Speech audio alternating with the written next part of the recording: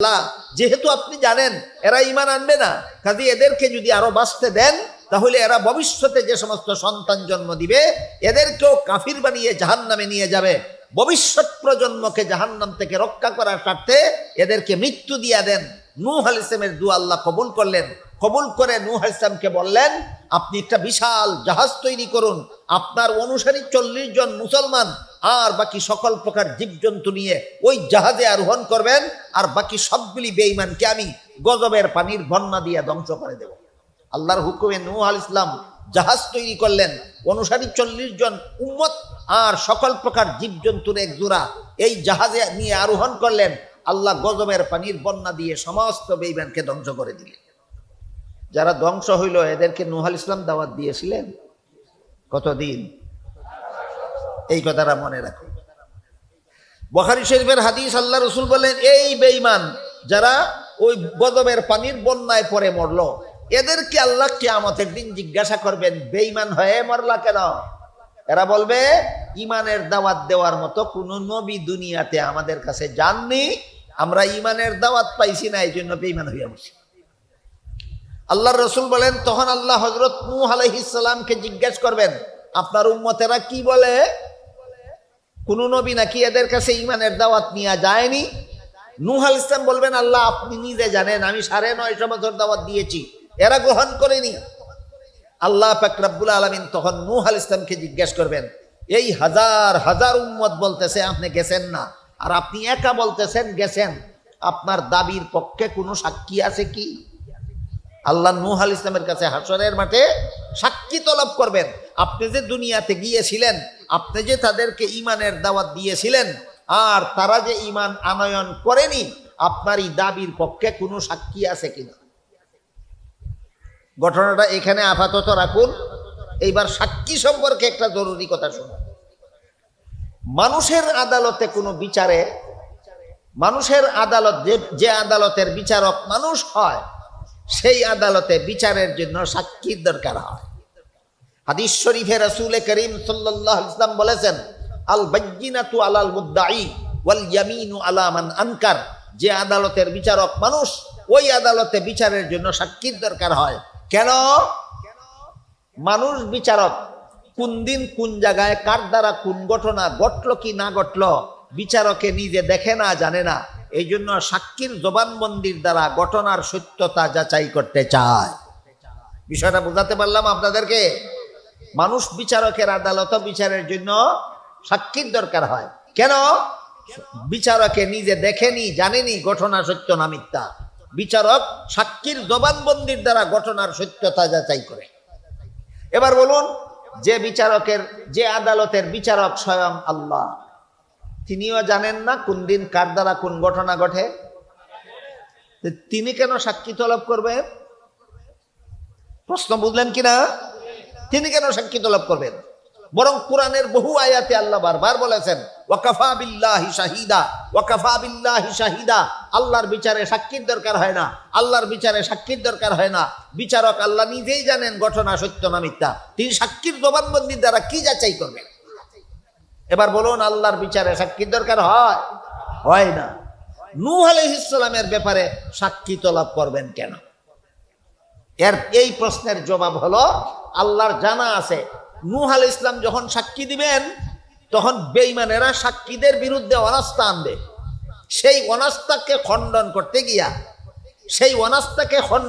গিয়া হাসরের মাঠে সমস্ত জগৎবাসীর সামনে আল্লাহ এই কথাটা প্রকাশ করতে চান যে তোমরা শ্রেষ্ঠ নবীর শ্রেষ্ঠ উম্মত, তোমাদের নবীর মর্যাদা সমস্ত নবীগণের চেয়ে শ্রেষ্ঠ, আর তোমাদের মর্যাদা সমস্ত উম্মতের চেয়ে শ্রেষ্ঠ। এই কথাটা হাসরের মাঠের সমস্ত জগৎবাসীর সামনে প্রকাশ করার জন্য আল্লাহ নূহ নবীর কাছে সাক্ষী তলব করবেন, ঘটনার সত্যতা যাচাইয়ের জন্য নয়। এবার ঘটনায় ফিরে যান। আল্লাহ যখন নূহ আলাইহিস সালামকে জিজ্ঞেস করবেন, আপনার দাবির পক্ষে কি কোনো সাক্ষী আছে? নূহ আলাইহিস সালাম বলবেন, হ্যাঁ আমার পক্ষে সাক্ষী আছে। আল্লাহ জিজ্ঞেস করবেন, কে কে আপনার সাক্ষী? নূহ আলাইহিস সালাম বলবেন, আখিরি জমানার নবী মুহাম্মদুর রাসূলুল্লাহ এবং তার সমস্ত উম্মতেরা আমার সাক্ষী। হাদিস বুঝে থাকতে বলুন তো, নূহ নবীর পক্ষে হাসরের মাঠে সাক্ষীদের তালিকায় আপনাদের সকলের নামই আছে কিনা? আপনারা কি হাসরের মাঠে নূহ নবীর পক্ষে সাক্ষী দিতে রাজি আছেন? আল্লাহর রাসূল বলেন, আল্লাহ তখন আমার উম্মতকে জিজ্ঞাসা করবে, নূহ নবী তার পক্ষে তোমাদেরকে সাক্ষী মানছেন, বলো তো তোমরা ঘটনা কি? রাসূল বলেন, আমার উম্মত হাসরের মাঠে আল্লাহকে বলবে, হে আল্লাহ, আমরা সাক্ষী নূহ নবী দাওয়াত দিয়েছেন 950 বছর, বেঈমানেরা গ্রহণ করেনি, আমরা নূহ নবীর পক্ষে সাক্ষী। কতজন উম্মত সাক্ষী দিবে? আমাদের নবীর সমস্ত উম্মত। কতজন উম্মত? তাহলে আপনারা এই সাক্ষীর তালিকায় থাকতে চান না? তাহলে বলুন কতজন উম্মত?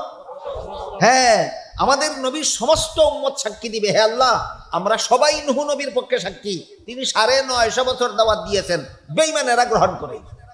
আল্লাহ রসুল বলেন, যখন আমার সমস্ত উম্মত হাসরের মাঠে আল্লাহর কাছে নূহ নবীর পক্ষে সাক্ষী দিবে, তখন ওই সমস্ত বেঈমানেরা আল্লাহকে বলবে, হে আল্লাহ, সবগুলি সাক্ষীর বিরুদ্ধে আমাদের অনাস্থা আছে।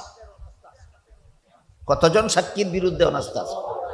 সবগুলি সাক্ষীর বিরুদ্ধে আমাদের অনাস্থা আছে। আল্লাহ জিজ্ঞেস করবেন, কি অনাস্থা? এরা বলবে, আল্লাহ, আমরা যখন দুনিয়াতে ছিলাম তখন এই সাক্ষীগুলির একজনও দুনিয়াতে ছিল না। বলেন, নূহ নবীর বেঈমান উম্মতেরা যখন দুনিয়াতে ছিল, তখন আপনারা কে কে দুনিয়াতে ছিলেন? এরা বলবে, আল্লাহ, একজনও দুনিয়াতে ছিল না। সুতরাং নবী গেলেন কিনা গেলেন না, দাওয়াত দিলেন কিনা দিলেন না, আমরা গ্রহণ করলাম কিনা করলাম না, এরা কি জানে? এরা কিচ্ছু জানে না, এদের সাক্ষী মানি না। অনাস্থাটা বুঝতে পেরেছেন? তখন আল্লাহর রাসূল বলেন, আল্লাহ আমার উম্মতকে জিজ্ঞাসা করবেন, তোমরা তো ঘটনাক্ষেত্রে ছিলে না, নূহ নবী গেলেন কিনা গেলেন না, তোমরা কিভাবে সাক্ষী দিলে? তিনি দাওয়াত দিলেন কিনা দিলেন না, তোমরা কিভাবে সাক্ষী দিলে? বেঈমানেরা কবুল করলো কিনা করলো না, তোমরা কিভাবে সাক্ষী দিলে? তখন আল্লাহর রাসূল বলেন, আমার উম্মতেরা বলবে, হে আল্লাহ, আমরা ঘটনাক্ষেত্রে উপস্থিত থেকে প্রত্যক্ষদর্শী হয়ে সাক্ষী দিচ্ছি না, আমরা আমাদের নবীর কাছে শিক্ষা পেয়ে সাক্ষী দিচ্ছি। ব্যাপারটা আমাদের নবী আমাদেরকে শিখাইছেন। কেন এমন কথা নবী আমাদেরকে শিখাইলেন? এই যারা আমাদের সাথে করলে হবে না, আমাদের নবীকে জিজ্ঞেস করুন এমন কথা তিনি আমাদেরকে শিখাইলেন কেন? রাসূল বলেন, তখন আল্লাহ আমাকে জিজ্ঞাসা করবেন, নূহ নবী সাক্ষী মানলেন আপনার উম্মতকে, উম্মতের বিরুদ্ধে বেঈমানে দিল অনাস্থা, আমি জিজ্ঞাসা করে বললাম অনাস্থার জবাব দাও, এরা বলে অনাস্থার জবাব দিতে পারবে না, আপনি নাকি এদেরকে এই কথাটা শিক্ষা দিয়েছেন, আপনার শিক্ষা পাইয়া তারা এই সাক্ষী দিয়েছে, কাজে আপনি এই কথা তাদেরকে কেমনে শিখাইলেন বলুন? তখন রাসূল বলেন, আমি আল্লাহকে বলবো, হে আল্লাহ, আপনি আমার কাছে 30 পারা কোরআন নাযিল করেছিলেন, ওই কোরআনের মধ্যে আপনি নিজে বলে দিয়েছিলেন নূহ নবী দাওয়াত দিয়েছেন, বেঈমানেরা কবুল করেনি, আমি আপনার কোরআনে পাইয়া আমার উম্মতকে শিক্ষা দিয়েছি, আপনার কোরআন যদি সত্য হয়ে থাকে, আমার শিক্ষা দেওয়া সত্য, আমার শিক্ষা দেওয়া যদি সত্য হয়ে থাকে, তাহলে আমার উম্মতের সাক্ষী সত্য, উম্মতের সাক্ষী যদি সত্য হয়ে থাকে, নূহ নবীর দাবি সত্য, নূহ নবীর দাবি যদি সত্য হয়ে থাকে, বেঈমানদের অনাস্থা ক্যান্সেল।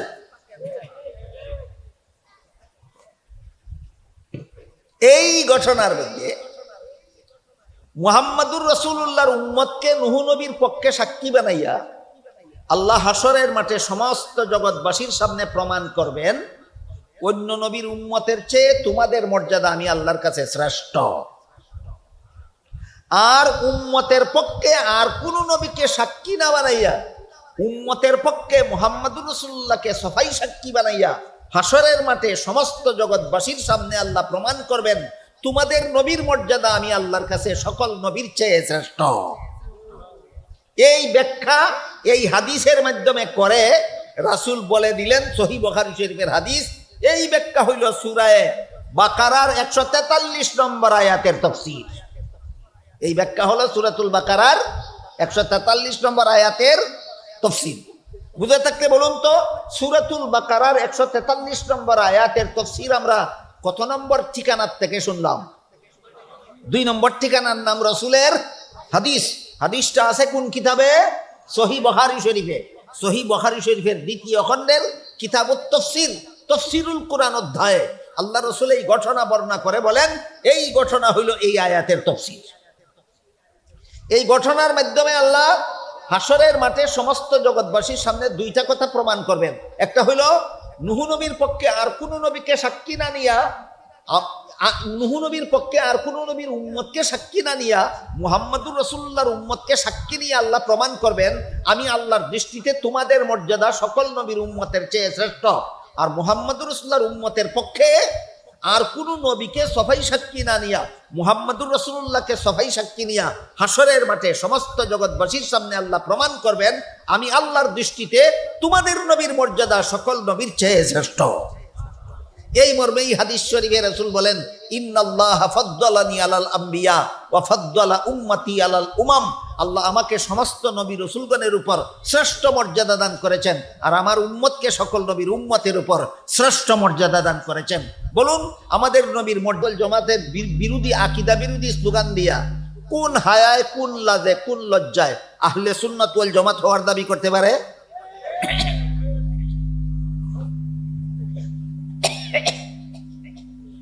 আজকের মতো আপনাদেরকে সকল নবীর আলাদা মর্যাদা তিনটা বললাম। একটা হলো সমস্ত নবীগণ আজীবন বেগুনাহ, আরেকটা হলো সমস্ত নবীগণ দাফন করার পর থেকে জিন্দা, আরেকটা হলো সমস্ত নবীগণ জিন্দা হয়ে রওজা শরীফ থেকে আপনাদের অনুষ্ঠানে আগমন করেন না রওজা শরীফের ভিতরে থাকেন। এই কথাগুলি জানতে হবে, মানতে হবে, তা না হইলে চাপার জোরেও সুন্নি হওয়া যাবে না, গায়ের জোরেও সুন্নি হওয়া যাবে না। এসব বিষয় জানতে হবে, মানতে হবে, তা না হইলে আহলে সুন্নাত ওয়াল জামাত হওয়া যাবে না। কাজেই আজীবন বেগুনাহ হওয়াটা যেহেতু সকল নবীর গুণ,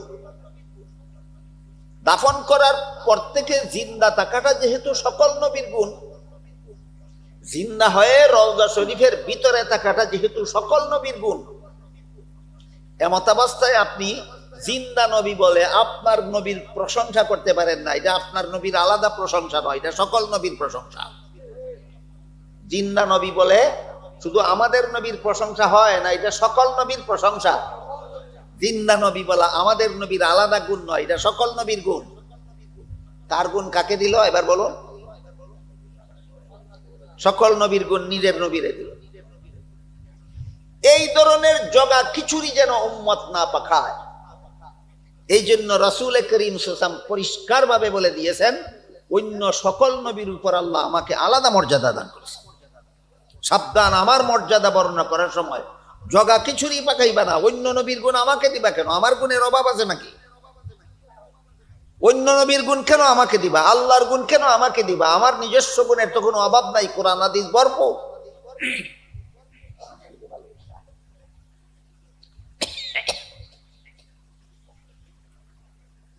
তাই হাদিস শরীফে রাসূল করিম সাল্লাল্লাহু আলাইহি ওয়াসাল্লাম বলেন ইন্নাল্লাহা ফাদ্দালানি আলাল আম্বিয়া ওয়া ফাদ্দালা উম্মতি আলাল উমাম।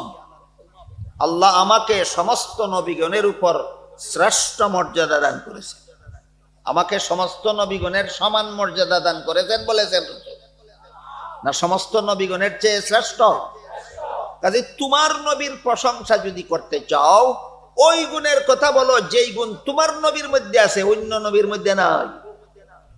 তোমার নবীর প্রশংসা যদি করতে চাও, তোমার নবীর শান, তোমার নবীর মান, তোমার নবীর মর্যাদা যদি বলতে চাও, এমন গুণের কথা বলো যেই গুণ তোমার নবীর মধ্যে আছে, অন্য কোন নবীর মধ্যে নাই। কি বলেন আপনারা? এমন একটা গুণের কথা আল্লাহ সূরা বাকারার 143 নম্বর আয়াতে আলোচনা করেছেন, যেটা একমাত্র আমাদের নবীর গুণ। এই জন্য ওই আয়াতটা আমি আপনাদের সামনে তিলাওয়াত করছি। আমাদের নবীর আলাদা গুণের আলোচনাটা করার আগে আরেকটু কথা ক্লিয়ার করি। ওলিয়া উলিয়ার গুণ কি নবী রাসূলের সমান না ব্যবধান আছে? সাহাবায়ে কেরামের মর্যাদা কি ওলিয়া উলিয়াগণের সমান না শ্রেষ্ঠ? শ্রেষ্ঠ।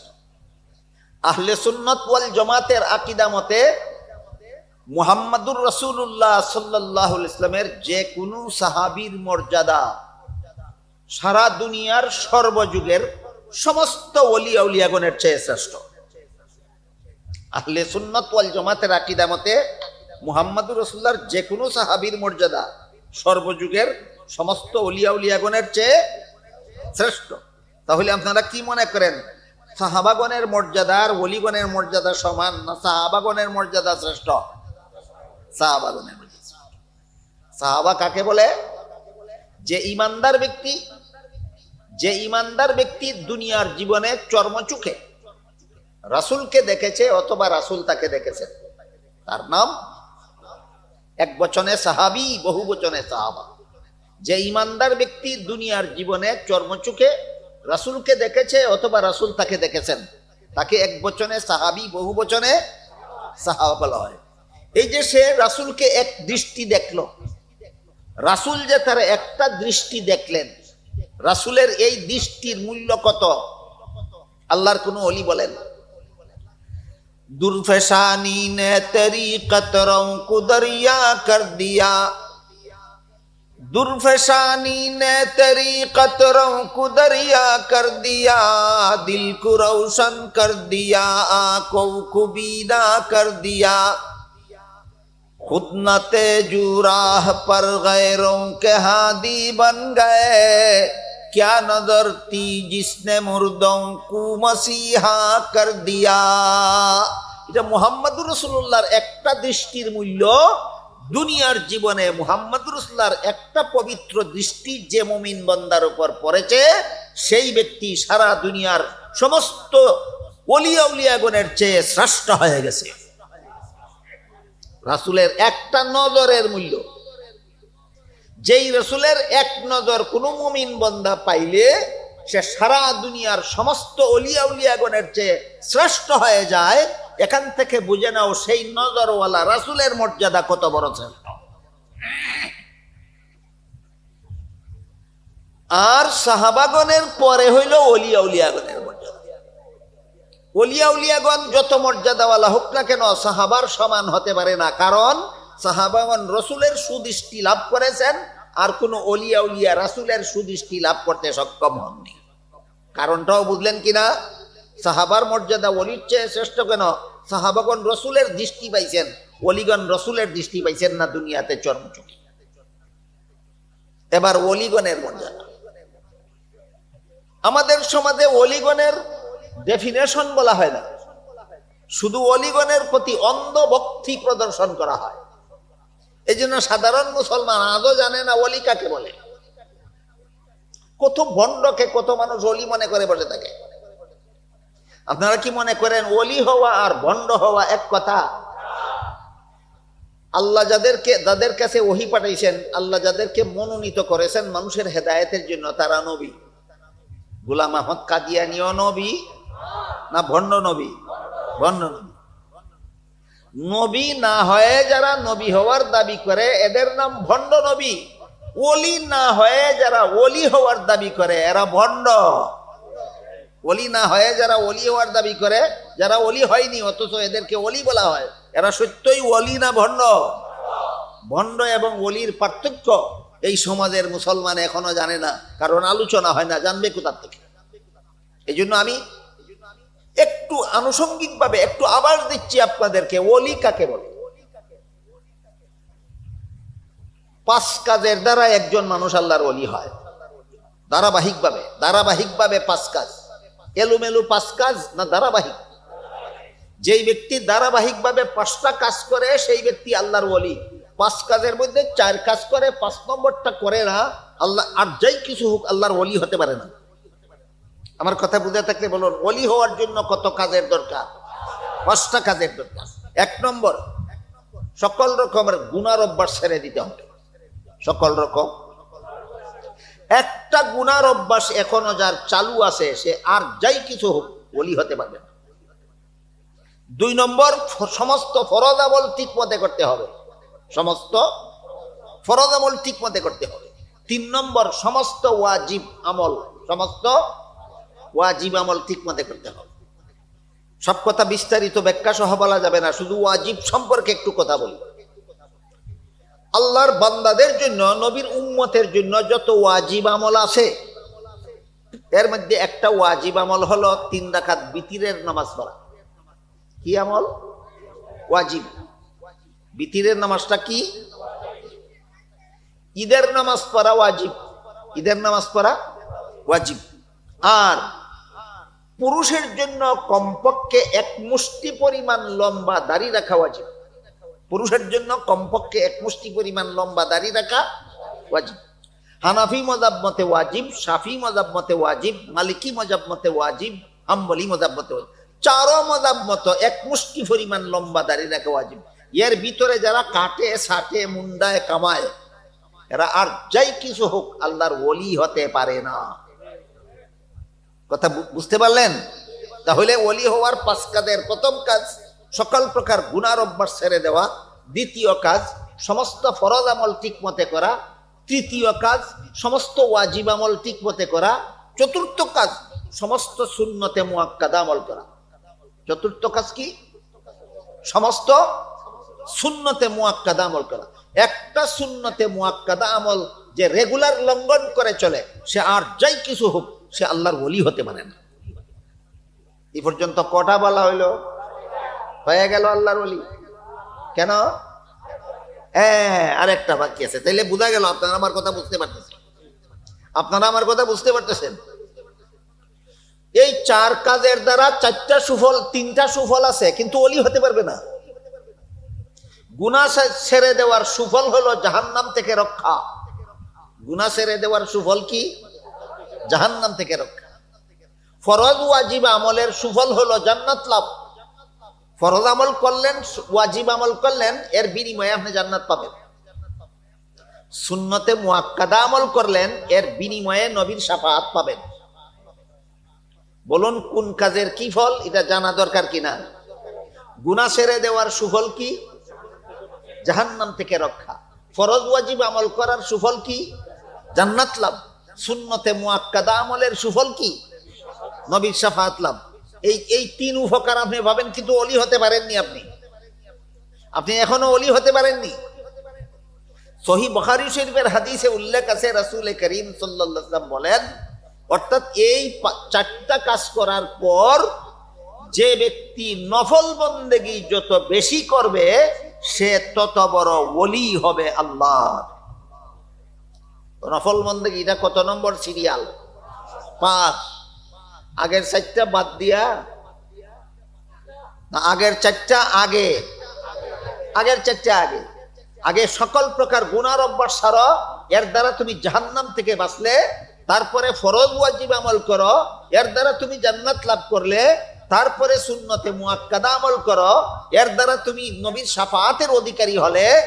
এরপরে নফল বন্দেগীকে অভ্যাস বানাও, তখন আল্লাহর রাসূল বলেন এই বান্দাকে আল্লাহ তার ওলি বানায়। যেই বান্দা নফল বন্দেগীকে নিজের অভ্যাস বানায়, আল্লাহর রাসূল বলেছেন সেই বান্দাকে আল্লাহ তার ওলি বানায়। এমনি ওলি হয়?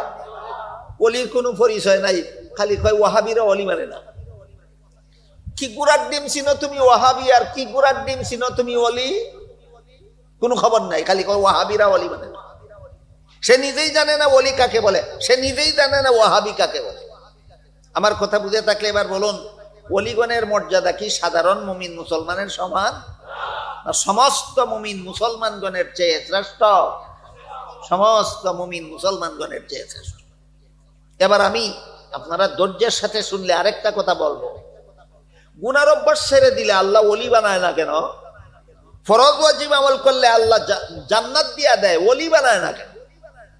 সুন্নতে মুআক্কাদা আমল করলে নবীর শাফাআত পাওয়া যায়, ওলি হওয়া যায় না কেন? ওলি হতে গেলে নফল বন্দেগীর দরকার হয় কেন? কথাটা, প্রশ্নটা বুঝছেন আপনারা? গুনাহ ছেড়ে দিলে জাহান্নাম থেকে মুক্তি পাওয়া যায়, কিন্তু ওলি হওয়া যায় না। ফরজ ওয়াজিব আমল করলে জান্নাত পাওয়া যায়, কিন্তু ওলি হওয়া যায় না। সুন্নতে মুআক্কাদা আমল করলে নবীর শাফাআত পাওয়া যায়, কিন্তু ওলি হওয়া যায় না। ওলি হওয়া যায় নফল বন্দেগীর দ্বারা। কারণ কি? তার কারণ হলো বান্দা গুনাহ ছেড়ে দেয় জাহান্নাম থেকে বাঁচার স্বার্থে। গুনাহ ছেড়ে দেয় তোমার স্বার্থে, তুমি গুনাহ ছেড়েছ, এটা আল্লাহর বন্ধু হওয়ার কাজ নয়, এটা তোমার স্বার্থের কাজ। দেখুন আপনারা আমার কথা বুঝুন কিনা। এক বান্দা গুনাহ ছেড়ে দিল বিনা স্বার্থে না জাহান্নাম থেকে বাঁচার স্বার্থে? বান্দার স্বার্থে যে কাজ করবে স্বার্থ ভাইব, কিন্তু আল্লাহর বন্ধুত্ব পাবে না। আপনি ফরজ ওয়াজিব আমল করলেন বিনা স্বার্থে না জান্নাত লাভের স্বার্থে? ফরজ ওয়াজিব আমল করেছেন আপনার স্বার্থে, এর দ্বারা আল্লাহর বন্ধুত্ব পাবেন না, আল্লাহর বেলায়েত পাবেন না। ওলি মানি বন্ধু, ওলি মানি বন্ধু, আল্লাহর ওলি মানি আল্লাহর বন্ধু। তুমি জান্নাত পাওয়ার স্বার্থে ফরজ আমল করেছ, তুমি আল্লাহর বন্ধু হতে পারো না। তুমি জান্নাত পাওয়ার স্বার্থে ওয়াজিব আমল করেছ, তুমি আল্লাহর ওলি হতে পারো না। তুমি সুন্নতে মুআক্কাদা আমল করেছ নবীর শাফাআত পাওয়ার স্বার্থে, সুন্নতে মুআক্কাদা আমল করছে বিনা স্বার্থে না নবীর শাফাআত পাওয়ার স্বার্থে? যতক্ষণ পর্যন্ত বান্দা নিজের স্বার্থে কোনো নেক আমল করবে, স্বার্থ হাসিল হবে, কিন্তু আল্লাহর বন্ধু হতে পারবে না। নফল বন্দেগী না করলেও জাহান্নাম থেকে বাঁচা যায়, নফল বন্দেগী না করলেও জান্নাত পাওয়া যায়, নফল বন্দেগী না করলেও নবীর শাফাআত পাওয়া যায়। তারপরও যদি কেউ নফল বন্দেগী করে, প্রমাণ হইল এটা নিজের স্বার্থে করেনি, একমাত্র মালিককে খুশি করার জন্য করেছে। এই জন্য রসুল বলেন, যেই ব্যক্তি নফল বন্দেগী অভ্যাস বানায়, আল্লাহ খুশি হয়ে তাকে আল্লাহর বন্ধু বানায়। এই ব্যাপারটা আজকে এই পর্যন্তই থাকুক। যেহেতু একদল লোকে বলে ওয়াহাবিরা ওলি মানে না, ওলি চিনো আগে, মানে কি না মানে, কে মানে না সেটা পরে দেখা যাবে, আগে ওলি তো চিনো কাকে বলে। আপনারা বলুন তো, গান বাজনা মুহাম্মাদুর রাসূলুল্লাহর শরীয়তে গান বাজনা হালাল না হারাম? গান বাজনায় লিপ্ত যারা, এরা ওলি নাকি ওলি মানে? যে গান বাজনায় লিপ্ত সে নিজেও ওলি না, ওলি মানেও না।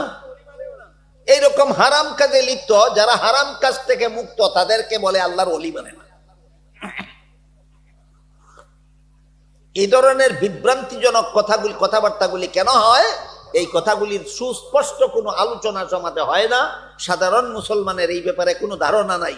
আজকের থেকে আপনাদের মনে রাখতে পারবেন কিনা, 5 কাজের দ্বারা যে ওলি হয়, 5 কাজের দ্বারা ওলি হয়। আল্লাহ পাক রব্বুল আলামিন ওলিদের যথেষ্ট মর্যাদা দিয়েছেন কোরআনে। আল্লাহ বলেন, আলা ইন্না আউলিয়া আল্লাহি লা খাউফুন আলাইহিম ওয়ালা হুম ইয়াহজানুন আল্লাযীনা আমানু ওয়া কানু ইয়াত্তাকুন। আল্লাহ বলেন, স্মরণ রেখো, আল্লাহর ওলিদের কোনো ভয় নাই, আল্লাহর ওলিদের কোনো চিন্তা নাই। আল্লাহ নিজে যার বন্ধু, আল্লাহ যাকে বন্ধু বানান, হাদিস শরীফে রাসূল করিম সাল্লাল্লাহু আলাইহি ওয়াসাল্লাম বলেন, আল্লাহর ওলি মানে আল্লাহর বন্ধু যারা, যারা 5 কাজ করে, এদের মুখ আল্লাহর মুখ হয়ে যায়। কি বলেছেন রাসূল? এদের মুখ আল্লাহর মুখ হয়ে যায়, এদের হাত আল্লাহর হাত হয়ে যায়, এদের পা আল্লাহর পা হয়ে যায়, এদের মুখের দ্বারা আল্লাহর অসন্তুষ্টিজনক কোনো কথা বের হয় না, এদের হাতের দ্বারা আল্লাহর অসন্তুষ্টিজনক কোনো কাজ সম্পাদিত হয় না, এদের পায়ের দ্বারা আল্লাহর অসন্তুষ্টির কোনো পথে চলে না। এই হইল আল্লাহর ওলিদের মুখ আল্লাহর মুখ হয়ে যায় কথার ব্যাখ্যা। আল্লাহর ওলিদের হাত আল্লাহর হাত হয়ে যায় কথার ব্যাখ্যা। আল্লাহর ওলিদের পা আল্লাহর পা হয়ে যায় কথার ব্যাখ্যা। রাসূলের হাদিস বুঝে থাকতে বলুন তো, ওলির মর্যাদা হাদিস কোরআনে আছে কিনা? এই একটা মর্যাদা আল্লাহর রাসূল হাদিসে আল্লাহর ওলিদের একটা মর্যাদা বলে দিয়েছেন। আল্লাহর ওলিদের মুখ আল্লাহর মুখ হইয়া যায়, আল্লাহর ওলিদের হাত আল্লাহর হাত হইয়া যায়, আল্লাহর ওলিদের পা আল্লাহর পা হইয়া যায়। মানলো না কে? ওলি মানলো না কে? তুমি ওলি চিনো না, এই জন্য তুমি বলো আল্লাহর ওলি মানে না।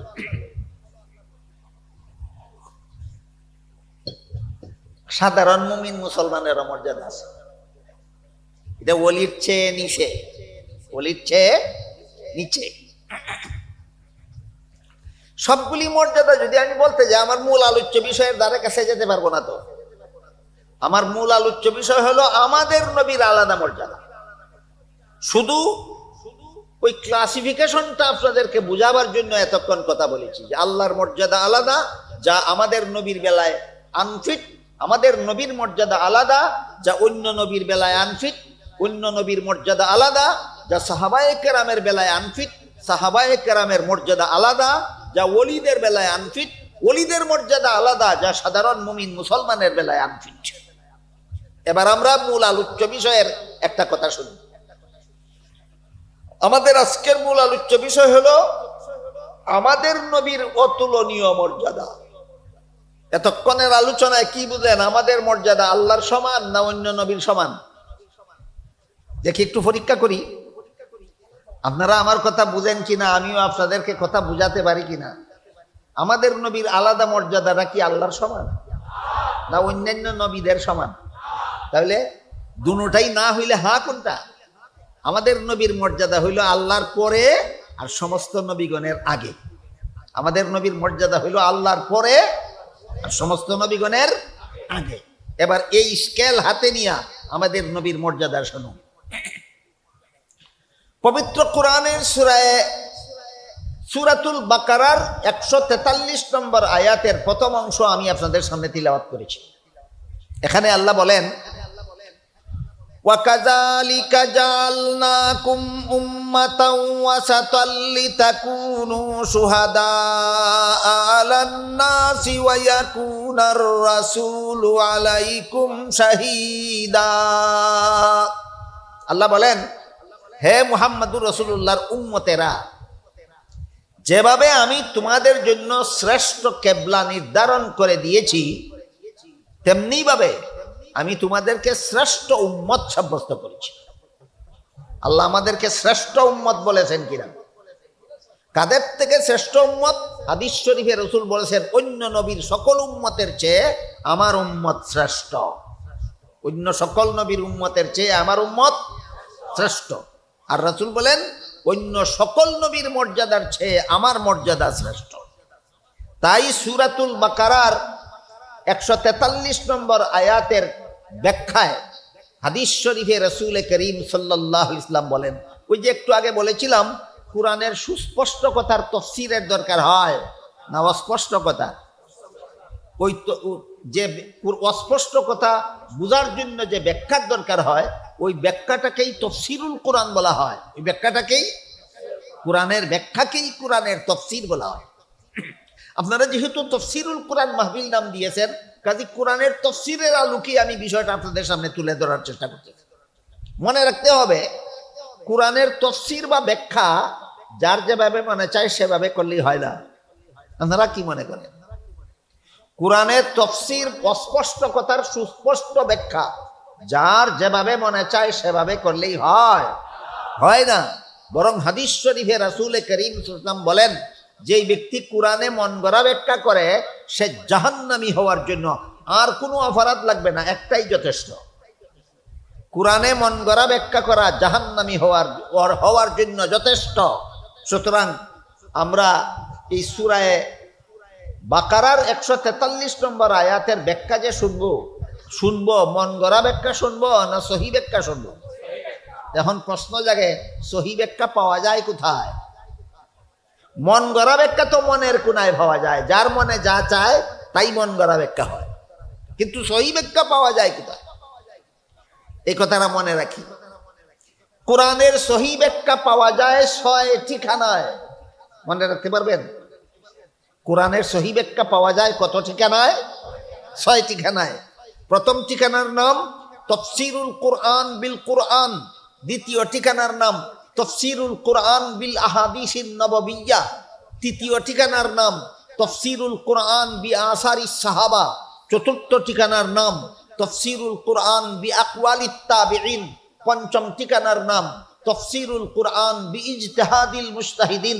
6 নম্বর ঠিকানার নাম তাফসীরুল কোরআন বিল কওয়াইদিল আরাবিয়্যা বিহাসবি মা ইয়াক্তাদিহি তাকাতুল বাশারিয়্যা।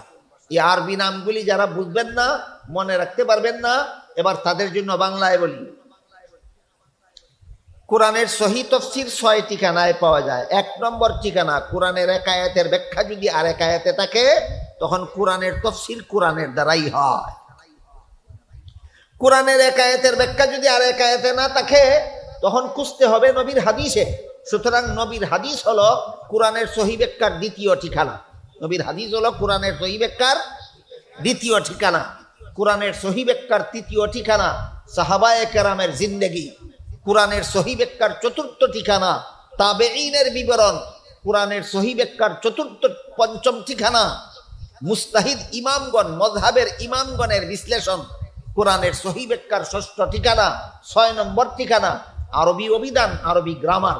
এই 6 ঠিকানার বাইরে যদি কেউ কোরআনের কোনো ব্যাখ্যা করে সেটা সহি ব্যাখ্যা নয়, মন গড়া তাফসীর। হাদিস শরীফে রাসূল বলেছেন যে মন গড়া তাফসীর করবে সে জাহান্নামী।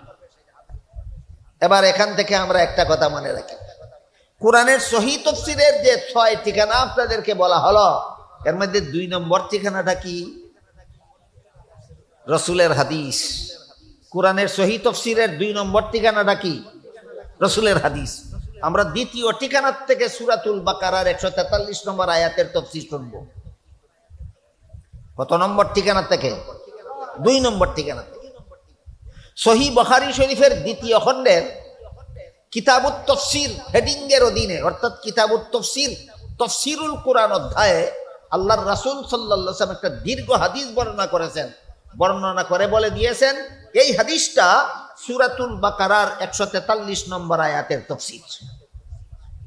দেখুন কথা বুঝেন কিনা। সহিহ বুখারী শরীফের একটা দীর্ঘ হাদিস আছে, এই হাদিসটা বলে রাসূল বলে দিয়েছেন এই হাদিসটা সূরাতুল বাকারার 143 নম্বর আয়াতের তাফসীর। সুতরাং যে আয়াত আমরা তিলাওয়াত করেছি এই আয়াতের তাফসীর নবীর হাদিসে আছে। হাদিসটা সহিহ বুখারী শরীফের, হাদিসটা সহিহ বুখারী শরীফের। সুতরাং এই হাদিসটাই এই আয়াতের তাফসীর। এই আয়াতের তাফসীর বোঝার জন্য এবার হাদিসটা শুনুন। বুখারী শরীফের বর্ণিত হাদিসে রাসূল করিম সাল্লাল্লাহু আলাইহি ওয়াসাল্লাম বলেন, কিয়ামতের দিন নূহ আলাইহিস সালামের বেঈমান উম্মতদেরকে আল্লাহ জিজ্ঞাসা করবেন, তোমরা বেঈমান অবস্থায় মরণ বরণ করলে কেন? তারা জবাব দিবে, মা আতানা মিন নাযীর। বেঈমান অবস্থায় মরলে যে জাহান্নামে যেতে হবে এমন কথা শোনাবার মতো কোনো নবী রাসূল দুনিয়াতে আমাদের কাছে যাননি, এই জন্য আমরা ঈমানের দাওয়াত পাইছি না, ঈমান আনছি না, এই জন্য বেঈমান অবস্থায় মরণ হয়েছে। কোন নবীর উম্মতেরা? তাহলে নবী আসলেন না কিভাবে? এরা তো নূহ নবীর উম্মত। নূহ আলাইহিস সালাম দুনিয়াতে এসেছিলেন, 950 বছর এদেরকে ঈমানের দাওয়াত দিয়েছিলেন, মাত্র 40 জন ঈমান এনেছিল। এটাও মনে রাখুন, নূহ আলাইহিস সালাম দুনিয়াতে এসেছিলেন, এদেরকে কতদিন পর্যন্ত ঈমানের দাওয়াত দিয়েছিলেন? ঈমান এনেছিল মাত্র 40 জন। 40 জন ঈমান আনার পরে আল্লাহ নূহ আলাইহিস সালামকে বলে দিলেন, হে নূহ আলাইহিস সালাম, আপনি মানুষের মনের কথা জানেন না। ওই মনের কথা জানা একটা গায়েব জানা। আপনি গায়েব জানেন না, আপনি মানুষের মনের কথা জানেন না। আমি আল্লাহ গায়েব জানি, আমি মানুষের মনের কথা জানি। যেই 40 জন ঈমান এনেছে, এই 40 জন ছাড়া এই দুনিয়ার আর কেউ কোনোদিন ঈমান আনবে না। আপনি জানেন না তাদের মনের কথা, আমি আল্লাহ জানি। যখন আল্লাহ নূহ আলাইহিস সালামকে বলে দিলেন এই 40 জন ছাড়া আর কেউ ঈমান আনবে না, তখন হযরত নূহ আলাইহিস সালাম আল্লাহর কাছে একটা দোয়া করেছিলেন। আল্লাহ সূরা নূহের মধ্যে সেই দোয়ার কথা উল্লেখ করে বলেন, وقال نوح رب لا تذر على الأرض من الكافرين ديارا إنك إن تذرهم يضلوا عبادك ولا يلدوا إلا فاجرا كفارا। নূহ আলাইহিস সালাম বলেন, হে আল্লাহ, যেহেতু আপনি জানেন এরা ঈমান আনবে না, কাজে এদেরকে যদি আরো বাঁচতে দেন তাহলে এরা ভবিষ্যতে যে সমস্ত সন্তান জন্ম দিবে এদেরকেও কাফির বানিয়ে জাহান্নামে নিয়ে যাবে। ভবিষ্যৎ প্রজন্মকে জাহান্নাম থেকে রক্ষা করার স্বার্থে এদেরকে মৃত্যু দিয়ে দেন। নূহ আলাইহিস সালামের দোয়া আল্লাহ কবুল করলেন। কবুল করে নূহ আলাইহিস সালামকে বললেন, আপনি একটা বিশাল জাহাজ তৈরি করুন, আপনার অনুসারী 40 জন মুসলমান আর বাকি সকল প্রকার জীবজন্তু নিয়ে ওই জাহাজে আরোহণ করবেন, আর বাকি সবগুলি বেঈমানকে আমি গজবের পানির বন্যা দিয়ে ধ্বংস করে দেব। আল্লাহর হুকুমে নূহ আলাইহিস সালাম জাহাজ তৈরি করলেন, অনুসারী 40 জন উম্মত আর সকল প্রকার জীবজন্তুর এক জোড়া এই জাহাজে নিয়ে আরোহণ করলেন। আল্লাহ গজবের পানির বন্যা দিয়ে সমস্ত বেঈমানকে ধ্বংস করে দিলেন। যারা ধ্বংস হইল এদেরকে নূহ আলাইহিস সালাম দাওয়াত দিয়েছিলেন কতদিন? এই কথাটা মনে রাখুন। বুখারী শরীফের হাদিস, আল্লাহ রাসূল বলেন, এই বেঈমান যারা ওই গজবের পানির বন্যায় পড়ে মরলো এদেরকে আল্লাহ কিয়ামতের দিন জিজ্ঞাসা করবেন, বেঈমান হয়ে মরলা কেন? এরা বলবে, ঈমানের দাওয়াত দেওয়ার মতো কোনো নবী দুনিয়াতে আমাদের কাছে যাননি, আমরা ঈমানের দাওয়াত পাইছি না, এই জন্য বেঈমান হইয়া বসি। আল্লাহর রসুল বলেন তখন আল্লাহ হযরত নূহ আলাইহিস সালামকে জিজ্ঞেস করবেন, আপনার উম্মতেরা কি বলে? কোন নবী নাকি এদের কাছে ঈমানের দাওয়াত নিয়ে যায়নি? নূহ আলাইহিস সালাম বলবেন, আল্লাহ আপনি নিজে জানেন, আমি 950 বছর দাওয়াত দিয়েছি, এরা গ্রহণ করেনি। আল্লাহ পাক রব্বুল আলামিন তখন নূহ আলাইহিস সালামকে জিজ্ঞেস করবেন, এই হাজার হাজার উম্মত বলতেছে আপনি গেছেন না, আর আপনি একা বলতেছেন গেছেন, আপনার দাবির পক্ষে কোনো সাক্ষী আছে কি? আল্লাহ নূহ আলাইহিস সালামের কাছে হাসরের মাঠে সাক্ষী তলব করবেন। আপনি যে দুনিয়াতে গিয়েছিলেন, আপনি যে তাদেরকে ঈমানের দাওয়াত দিয়েছিলেন, আর তারা যে ঈমান আনয়ন করেনি, আপনার এই দাবির পক্ষে কোনো সাক্ষী আছে কিনা? ঘটনাটা এখানে আপাতত রাখুন। এইবার সাক্ষী সম্পর্কে একটা জরুরি কথা শুনুন। মানুষের আদালতে কোনো বিচারে, মানুষের আদালত, যে আদালতের বিচারক মানুষ হয়, সেই আদালতে বিচারের জন্য সাক্ষীর দরকার হয়। হাদিস শরীফে রাসূল করিম সাল্লাল্লাহু আলাইহি ওয়াসাল্লাম বলেছেন, আল বায়্যিনাতু আলাল মুদ্দাঈ ওয়াল ইয়ামিনু আলা মান আনকার। যে আদালতের বিচারক মানুষ, ওই আদালতে বিচারের জন্য সাক্ষীর দরকার হয়। কেন? মানুষ বিচারক, কোন দিন কোন জায়গায় কার দ্বারা কোন ঘটনা ঘটলো কি না ঘটলো, বিচারকে নিজে দেখে না, জানে না। এই জন্য সাক্ষীর জবানবন্দির দ্বারা ঘটনার সত্যতা যাচাই করতে চায়। বিষয়টা বোঝাতে পারলাম আপনাদেরকে? মানুষ বিচারকের আদালত বিচারের জন্য সাক্ষীর দরকার হয়। কেন? বিচারকে নিজে দেখেনি, জানেনি ঘটনা সত্য না মিথ্যা। বিচারক সাক্ষীর জবানবন্দির দ্বারা ঘটনার সত্যতা যাচাই করে। এবার বলুন, যে বিচারকের, যে আদালতের বিচারক স্বয়ং আল্লাহ, তিনিও জানেন না কোন দিন কার দ্বারা কোন ঘটনা ঘটে, তিনি কেন সাক্ষী তলব করবেন? প্রশ্ন বুঝলেন কিনা? তিনি কেন সাক্ষী তলব করবেন? বরং কোরআনের বহু আয়াতে আল্লাহ বারবার বলেছেন, ওয়াকাফা বিল্লাহি শাহিদা, ওয়াকাফা বিল্লাহি শাহিদা। আল্লাহর বিচারে সাক্ষীর দরকার হয় না, আল্লাহর বিচারে সাক্ষীর দরকার হয় না। বিচারক আল্লাহ নিজেই জানেন ঘটনা সত্য না মিথ্যা, তিনি সাক্ষীর জবানবন্দির দ্বারা কি যাচাই করবেন? এবার বলুন, আল্লাহর বিচারে সাক্ষীর দরকার হয়? হয় না। নূহ আলাইহিস সালামের ব্যাপারে সাক্ষী তলব করবেন কেন? এর এই প্রশ্নের জবাব হলো, আল্লাহর জানা আছে নূহ আলাইহিস সালাম যখন সাক্ষী দিবেন, তখন বেঈমানেরা সাক্ষীদের বিরুদ্ধে অনাস্থা আনবে। সেই অনাস্থাকে খণ্ডন করতে গিয়া হাসরের মাঠে সমস্ত জগৎবাসীর সামনে আল্লাহ এই কথাটা প্রকাশ করতে চান যে তোমরা শ্রেষ্ঠ নবীর শ্রেষ্ঠ উম্মত, তোমাদের নবীর মর্যাদা সমস্ত নবীগণের চেয়ে শ্রেষ্ঠ, আর তোমাদের মর্যাদা সমস্ত উম্মতের চেয়ে শ্রেষ্ঠ। এই কথাটা হাসরের মাঠের সমস্ত জগৎবাসীর সামনে প্রকাশ করার জন্য আল্লাহ নূহ নবীর কাছে সাক্ষী তলব করবেন, ঘটনার সত্যতা যাচাইয়ের জন্য নয়। এবার ঘটনায় ফিরে যান। আল্লাহ যখন নূহ আলাইহিস সালামকে জিজ্ঞেস করবেন, আপনার দাবির পক্ষে কি কোনো সাক্ষী আছে? নূহ আলাইহিস সালাম বলবেন, হ্যাঁ আমার পক্ষে সাক্ষী আছে। আল্লাহ জিজ্ঞেস করবেন, কে কে আপনার সাক্ষী? নূহ আলাইহিস সালাম বলবেন, আখিরি জমানার নবী মুহাম্মদুর রাসূলুল্লাহ এবং তার সমস্ত উম্মতেরা আমার সাক্ষী। হাদিস বুঝে থাকতে বলুন তো, নূহ নবীর পক্ষে হাসরের মাঠে সাক্ষীদের তালিকায় আপনাদের সকলের নামই আছে কিনা? আপনারা কি হাসরের মাঠে নূহ নবীর পক্ষে সাক্ষী দিতে রাজি আছেন? আল্লাহর রাসূল বলেন, আল্লাহ তখন আমার উম্মতকে জিজ্ঞাসা করবে, নূহ নবী তার পক্ষে তোমাদেরকে সাক্ষী মানছেন, বলো তো তোমরা ঘটনা কি? রাসূল বলেন, আমার উম্মত হাসরের মাঠে আল্লাহকে বলবে, হে আল্লাহ, আমরা সাক্ষী, নূহ নবী দাওয়াত দিয়েছেন 950 বছর, বেঈমানেরা গ্রহণ করেনি, আমরা নূহ নবীর পক্ষে সাক্ষী। কতজন উম্মত সাক্ষী দিবে? আমাদের নবীর সমস্ত উম্মত। কতজন উম্মত? তাহলে আপনারা এই সাক্ষীর তালিকায় থাকতে চান না? তাহলে বলুন কতজন উম্মত? হ্যাঁ, আমাদের নবীর সমস্ত উম্মত সাক্ষী দিবে, হে আল্লাহ, আমরা সবাই নূহ নবীর পক্ষে সাক্ষী, তিনি 950 বছর দাওয়াত দিয়েছেন, বেঈমানেরা গ্রহণ করে। আল্লাহ রসুল বলেন, যখন আমার সমস্ত উম্মত হাসরের মাঠে আল্লাহর কাছে নূহ নবীর পক্ষে সাক্ষী দিবে, তখন ওই সমস্ত বেঈমানেরা আল্লাহকে বলবে, হে আল্লাহ, সবগুলি সাক্ষীর বিরুদ্ধে আমাদের অনাস্থা আছে। কতজন সাক্ষীর বিরুদ্ধে অনাস্থা আছে? সবগুলি সাক্ষীর বিরুদ্ধে আমাদের অনাস্থা আছে। আল্লাহ জিজ্ঞেস করবেন, কি অনাস্থা? এরা বলবে আল্লাহ আমরা যখন দুনিয়াতে ছিলাম তখন এই সাক্ষীগুলির একজনও দুনিয়াতে ছিল না। বলেন নূহ নবীর বেঈমান উম্মতেরা যখন দুনিয়াতে ছিল তখন আপনারা কে কে দুনিয়াতে ছিলেন? এরা বলবে আল্লাহ একজনও দুনিয়াতে ছিল না। সুতরাং নবী গেলেন কিনা গেলেন না, দাওয়াত দিলেন কিনা দিলেন না, আমরা গ্রহণ করলাম কিনা করলাম না, এরা কি জানে? এরা কিচ্ছু জানে না, এদের সাক্ষী মানি না। অনাস্তারা বুঝতে পেরেছেন?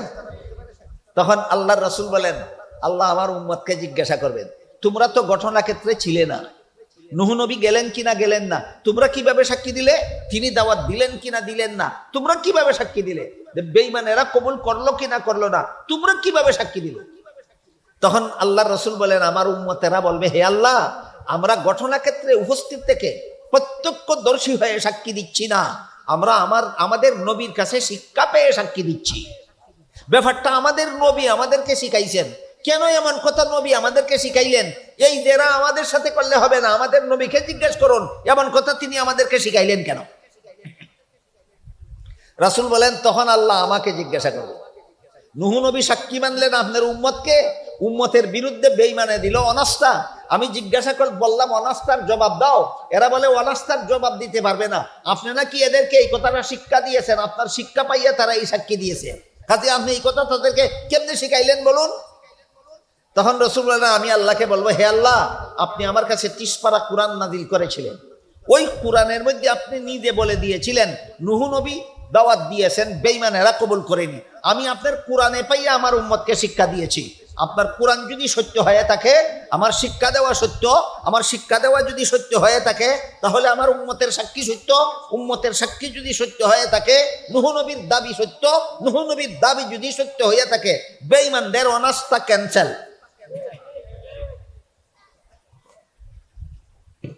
এই ঘটনার মধ্যে মুহাম্মাদুর রাসূলুল্লাহর উম্মতকে নূহ নবীর পক্ষে সাক্ষী বানাইয়া আল্লাহ হাসরের মাঠে সমস্ত জগৎবাসীর সামনে প্রমাণ করবেন অন্য নবীর উম্মতের চেয়ে তোমাদের মর্যাদা আমি আল্লাহর কাছে শ্রেষ্ঠ।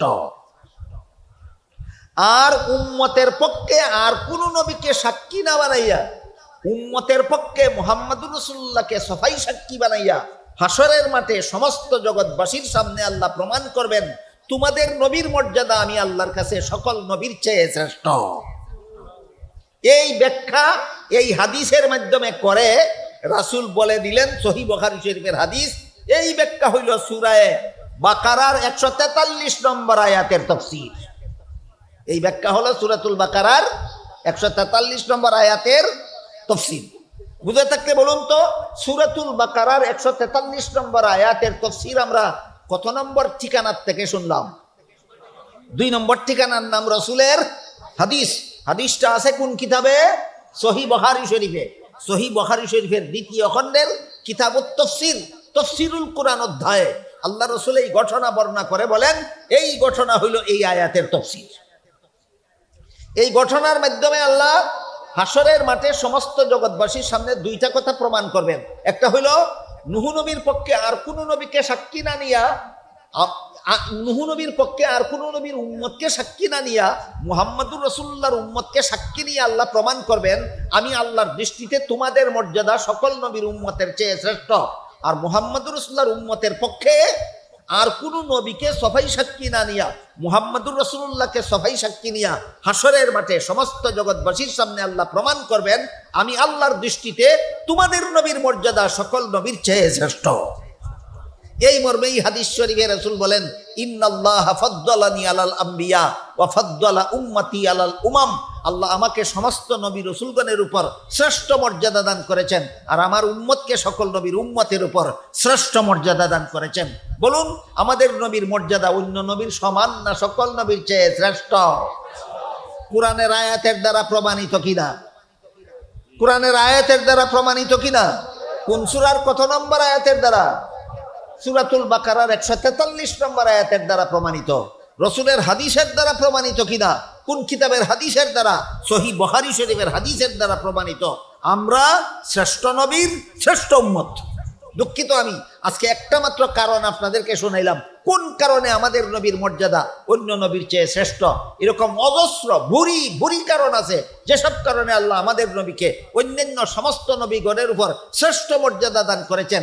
এমন যথেষ্ট কারণ আছে যেসব কারণে আল্লাহ আমাদেরকে অন্য নবীর উম্মতের উপর শ্রেষ্ঠ মর্যাদা দান করেছেন।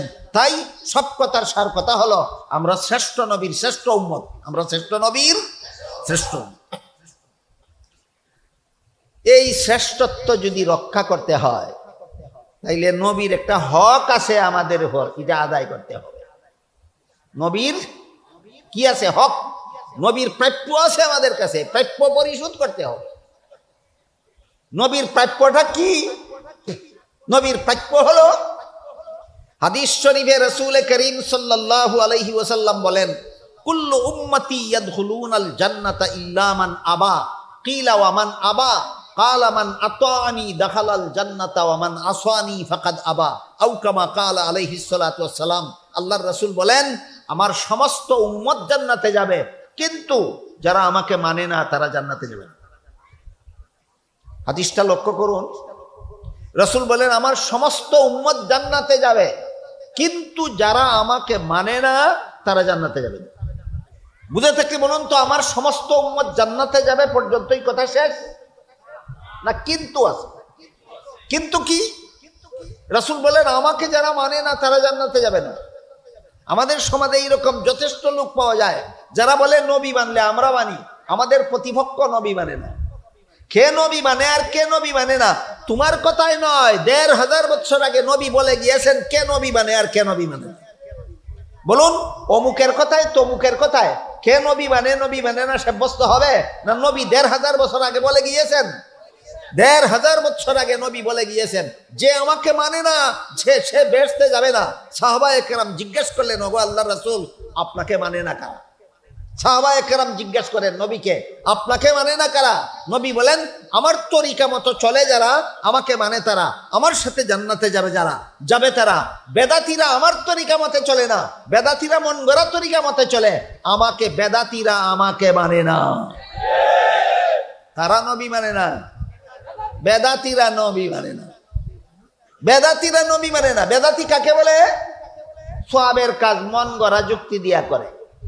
সওয়াবের কাজ নবীর তরিকা মতে সওয়াবের কাজ করে না, মন গড়া যুক্তি দিয়া সওয়াবের কাজ করে, তার নাম বেদাতী, তার নাম বেদাতী।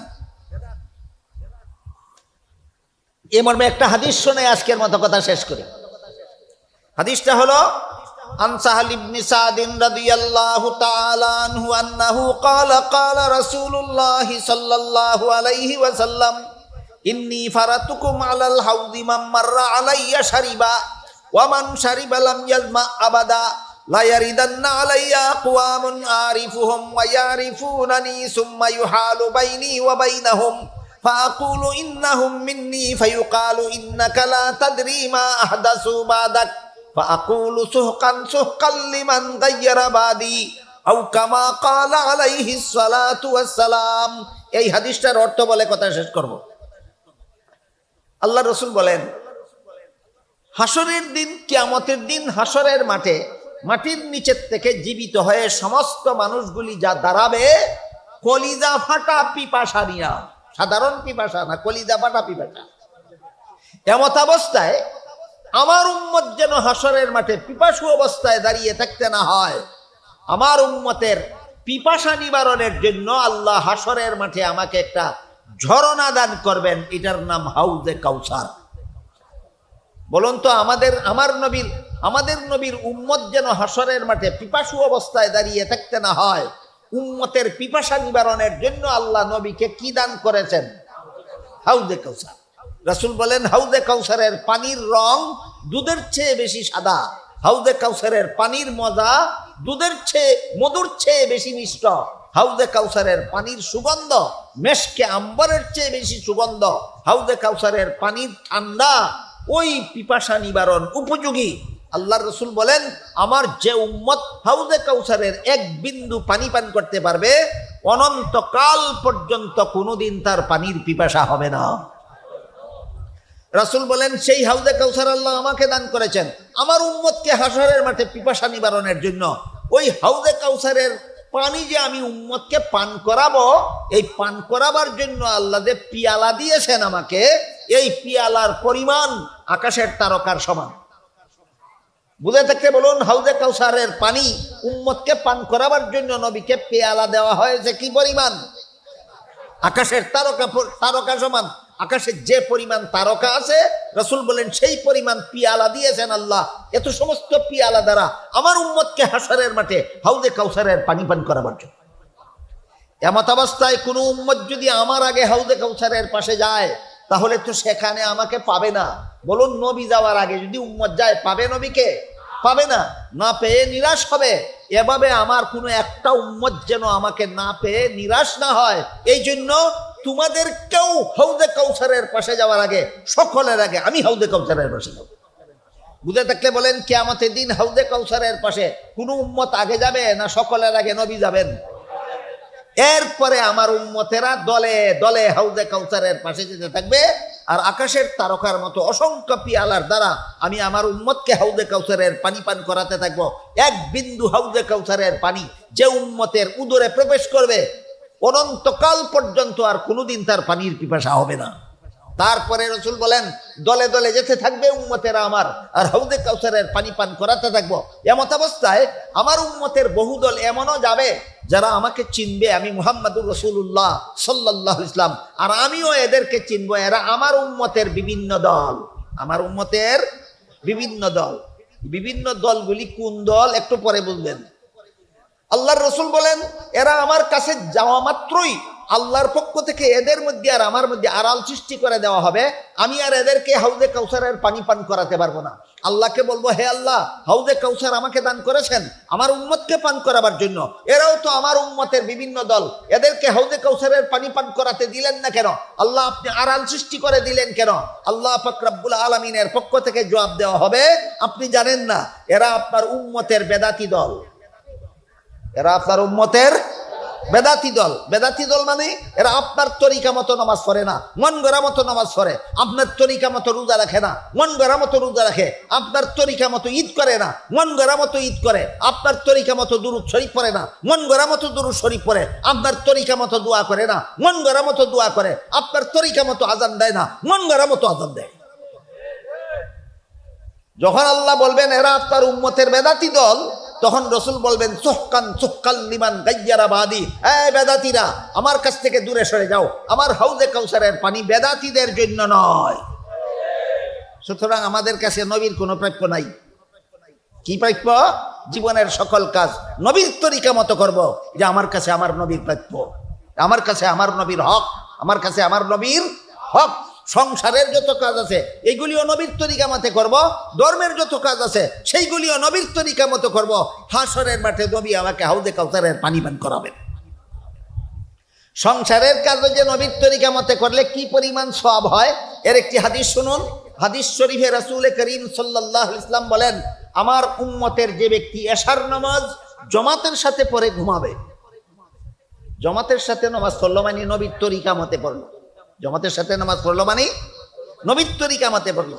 রাসূল বলেন, আমার যে উম্মত এশার নামাজ জামাতের সাথে পড়ে ঘুমাবে, অর্ধেক রাতের ঘুম তার ইবাদতে লেখা হয়।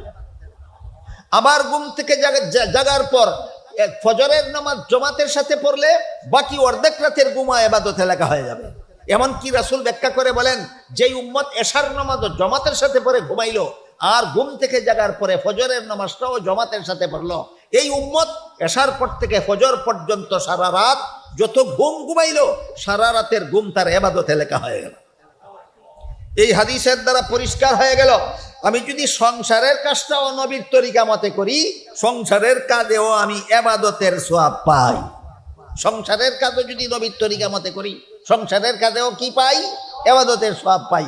পক্ষান্তরে ধর্মের কাজ যদি মন গড়া মতে করো, আল্লাহ রাসূল বলেন, ইয়াকুম ওয়া মুহদাসাতিল উমুর ফাইন্না কুল্লা মুহদাসাতিন বিদআতুন ওয়া কুল্লা বিদআতিন দালালা ওয়া কুল্লা দালালাতিন ফিন্নার। আও কামা ক্বালা আলাইহিস সালাতু ওয়াস সালাম। রাসূল বলেন, সাবধান আমার উম্মত মুসলমান, ধর্মের কাজ মন গড়া ভাবে করবে না। ধর্মের কাজ মন গড়া ভাবে করলেই বেদাত। যে বেদাত করবে জান্নাতের পথ হারাবে। জান্নাতের পথ যে হারাবে, সে হাউজে কাউসারের পানি পাবে না, সে জাহান্নামে যেতে বাধ্য হবে। সুতরাং আমার কাছে আমার নবীর প্রাপ্য হলো আমি যেন বেদাত করতে করতে মরি না, নবীর তরিকা মতো জীবনযাপন করে মরি, নবীর তরিকা মতো জীবনযাপন করে মরি, এটা আমার কাছে আমার নবীর প্রাপ্য। এই জন্য নবী বলেছেন সমস্ত উম্মত বেহেশতে যাবে, কিন্তু যারা আমাকে মানে না তারা বেহেশতে যাবে না। নবীকে মানে না কারা? মন গড়া মতো ধর্মের কাজ করে যারা। নবীকে মানে না কারা? মন গড়া মতো ধর্মের কাজ করে যারা। আল্লাহ আপনাদের আমাদের সবাইকে নবীর মান মর্যাদা বুঝে এই নবীর প্রাপ্য পরিশোধ করে কিয়ামতের দিন হাউজে কাউসারের পানি নসিব হওয়ার তৌফিক দান করুন। সবাই বলুন আমিন। সুবহান রাব্বিকা রাব্বিল ইজ্জাতি আম্মা ইয়াসিফুনা ওয়া সালামুন আলাল মুরসালিন আলহামদুলিল্লাহি রাব্বিল আলামিন।